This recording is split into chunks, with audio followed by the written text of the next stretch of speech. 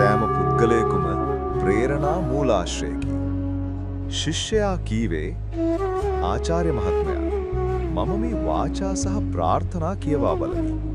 එක් එක් වාචාව ඊතා විශාල සහ උච්ච ලෙස හැඟේ.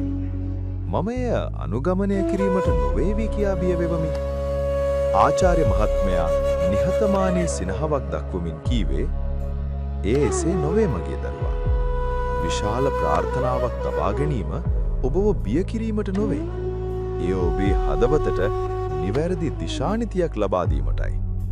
සෑම දිනකම ඔබ එම වාචාව කරන විට එය ස්ථායීව ඔබගේ හදවත මත මුද්‍රා වන අතර අනාගත ජීවිත ගණනාවක් හරහා ඔබව මඟ පෙන්වීමේ මඟ පැවැත්වීමේ බීජයක් බවට පත්වේ. ඔබ අද එය කරන්නට නොහැකි වේ හැක. නමුත් එක් දිනක ඔබ ඒක කරන්නට හැකි වේ. උදාහරණයක් වශයෙන් මම සෑම සත්ව ජීවියෙකුටම ආදරය කරනවා යයි වාචා කරන විට ඔබට දැන් සියලු සත්වයන්ටම ආදරය කළ හැකිද? මේ මොහොතේ නොහැකි වී හැක.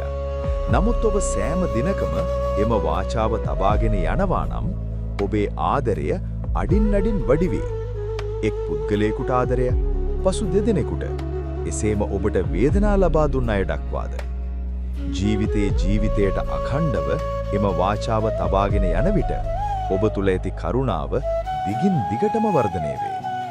ඔබේ පුණ්‍ය සහ ආශිර්වාද සම්පූර්ණව පරිණත වූ විට ඔබට සෑම සත්ව ජීවියෙකුටම ආදරය කළ හැකි වේ.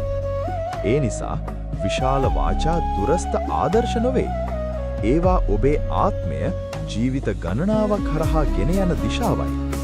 ඔබ අද ඒවා සම්පූර්ණ කළ නොහැකි වූවත් අවංකව වාචාව තබාගෙන යාමෙන් ඔබ දැනටමත් ඔබේ හදවත තුර අවබෝධය සහ අසීමිත ආදරයේ බීජයක් වපලා ඇත.